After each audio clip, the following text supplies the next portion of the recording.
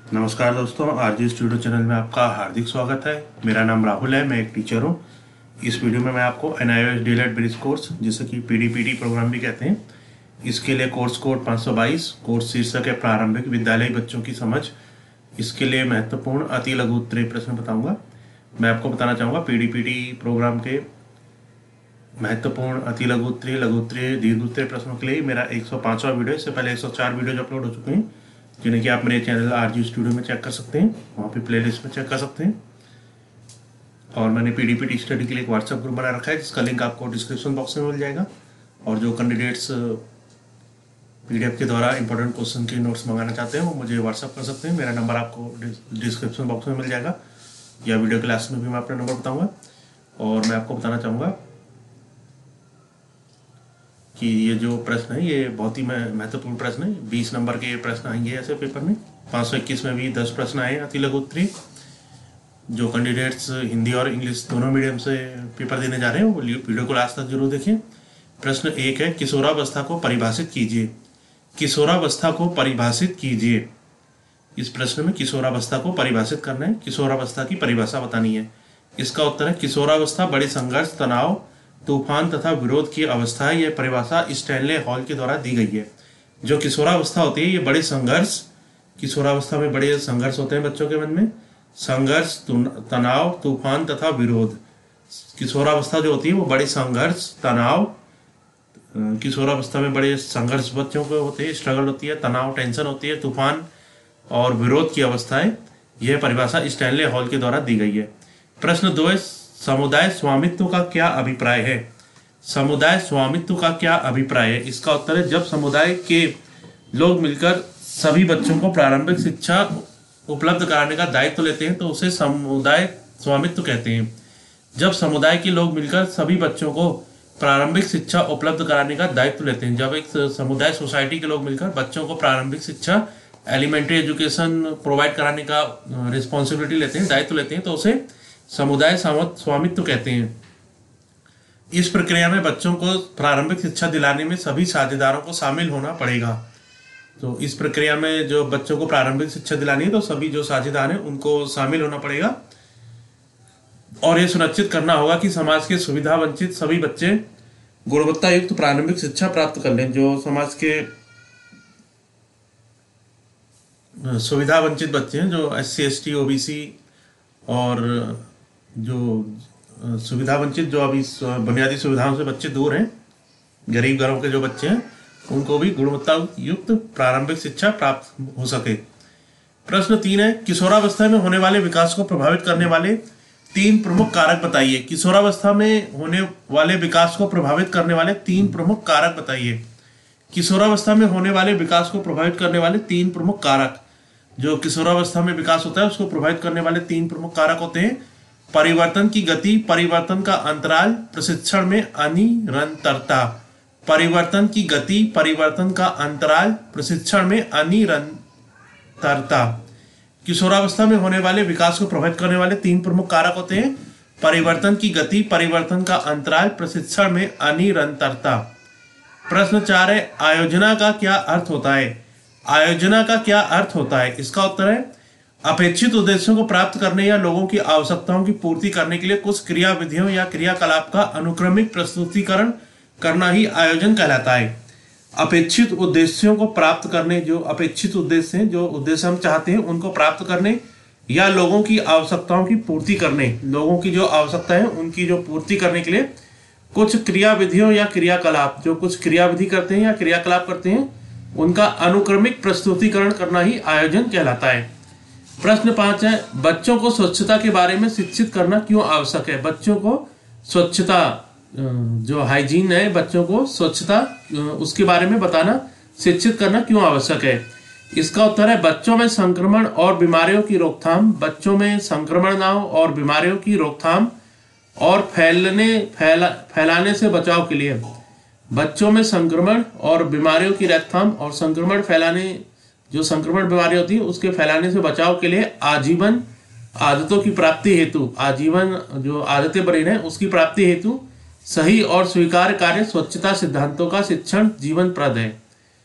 तो ये जो प्रश्न है बहुत ही इंपॉर्टेंट प्रश्न है, बच्चों को स्वच्छता के बारे में शिक्षित करना क्यों आवश्यक है? इसका उत्तर है बच्चों में संक्रमण और बीमारियों की रोकथाम और फैलाने से बचाव के लिए आजीवन आदतों की प्राप्ति हेतु सही और स्वीकार्य स्वच्छता सिद्धांतों का शिक्षण जीवनप्रद है। प्रश्न 6 है, विद्यालय स्वच्छता का क्या अर्थ है? विद्यालय स्वच्छता क्या क्या अर्थ है? विद्यालय स्वच्छता या विद्यालय स्वच्छता शिक्षा। विद्यालय स्वच्छता या विद्यालय स्वच्छता शिक्षा एक स्वास्थ्य रक्षा विज्ञान है। जो विद्यालय स्वच्छता है या विद्यालय स्वच्छता शिक्षा ये एक स्वास्थ्य रक्षा विज्ञान है जो विद्यालय स्वास्थ्य शिक्षा का वृहद रूप है। ये विद्यालय स्वास्थ्य शिक्षा का एक वृहद रूप है, बड़ा रूप है। विद्यालय स्वच्छता विद्यालय वातावरण के प्रभाव का अध्ययन है। जो विद्यालय स्वच्छता होती है विद्यालय वातावरण के प्रभाव का अध्ययन होती है। यह विद्यार्थियों के शारीरिक और मानसिक स्वास्थ्य के प्रति विद्यालय स्नेह को खोजता है। यह क्या होता है? जो विद्यार्थियों के शारीरिक और मानसिक स्वास्थ्य है उसके प्रति विद्यालय स्नेह को खोजता है।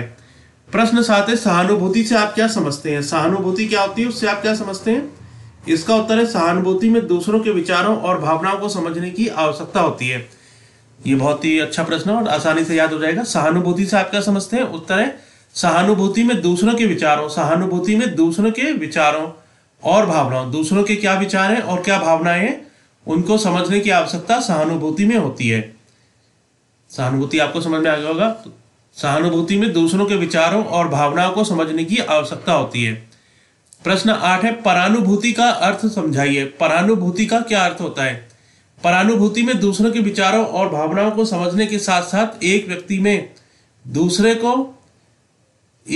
में स्वयं को दूसरे व्यक्ति के स्थान पर रखकर कल्पना करने की योग्यता की भी आवश्यकता होती है।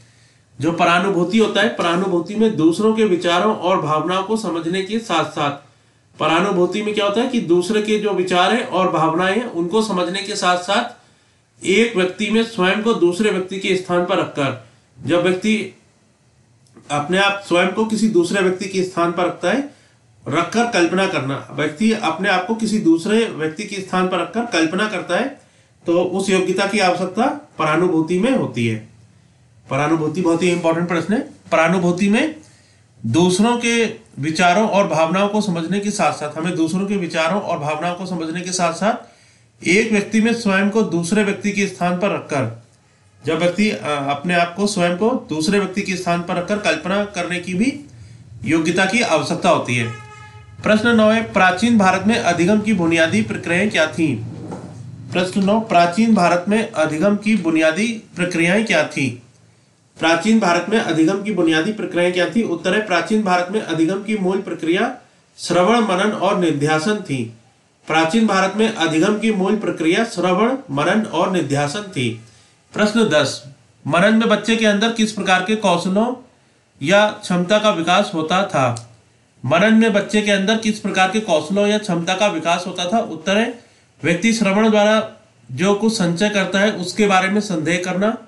व्यक्ति श्रवण द्वारा, जो सुनने के द्वारा जो कुछ संचय करता है, जो कुछ ज्ञान प्राप्त करता है उसके बारे में संदेह करना, प्रश्न करना, चिंतन करना और तर्क करना मनन के अंतर्गत आता है। बहुत ही जरूरी जानकारी। जो मनन में क्या होता है, व्यक्ति श्रवण द्वारा जो वो चीजें जो सुनता है, जो कुछ संचय करता है, जो कुछ ज्ञान जो प्राप्त करता है उसके बारे में संदेह करना, प्रश्न करना, चिंतन करना और तर्क करना मनन के अंतर्गत आता है।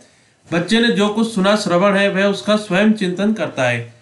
बच्चे ने जो कुछ सुना वो स्वर्ण होता है और बच्चा जो है उसका स्वयं चिंतन करता है। यह ज्ञान को समझने और उस पर चिंतन करने की अवस्था है। जो मनन होता है वो ज्ञान को समझने और उस पर चिंतन करने की अवस्था है। बच्चा मनन में जो ज्ञान अर्जित करता है वह तार्किक चिंतन या तर्क शक्ति पर आधारित होता है। मनन में बच्चा जो ज्ञान अर्जित करता है वह तार्किक चिंतन या तर्क शक्ति पर आधारित होता है, जो बच्चे के ज्ञानात्मक विकास की कुंजी है। ये जो ज्ञान होता है बच्चे के ज्ञानात्मक विकास की कुंजी होता है। तो ये बहुत ही महत्वपूर्ण मैंने आपको अति लघु उत्तरीय प्रश्न बताए कोर्स कोड 522 के लिए। और जो कैंडिडेट्स पीडीपीटी स्टडी के लिए मेरे व्हाट्सएप ग्रुप को ज्वाइन करना चाहते हैं वो मेरे ग्रुप को ज्वाइन कर सकते हैं। लिंक आपको डिस्क्रिप्शन बॉक्स में मिल जाएगा। जब पीडीपीटी के पेपर पूरे हो जाएंगे तो मैं सीटीईटी जुलाई में पेपर जो होना है उसके लिए वीडियोज बनाऊंगा। यहाँ पे देख सकते हैं। अगर आप पीडीएफ के नोट्स मंगाना चाहते हैं तो मुझे व्हाट्सअप कर सकते हैं। अपना नाम और पीडीपीटी लिख के मेरे नंबर पे व्हाट्सअप कर सकते हैं, या फिर आपको डिस्क्रिप्शन बॉक्स में भी नंबर मिल जाएगा।